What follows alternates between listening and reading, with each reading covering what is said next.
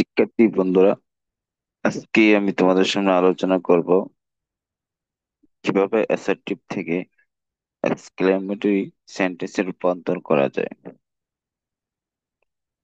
প্রথমত আমরা দেখব অ্যাসার্টিভ সেন্টেন্সে যদি এ বা এন না থাকে।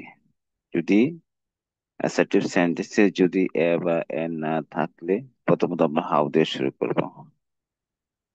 তারপর আমরা অ্যাডজেক্টিভ ওয়ার্ডটি বসাবো, তারপরে বাকি অংশ, তারপরে সাবজেক্ট, তারপরে পার্ট, তারপরে এক্সক্লেমেটরি যে চিহ্নটা আছে ওই চিহ্নটা আমরা বসিয়ে দেবো।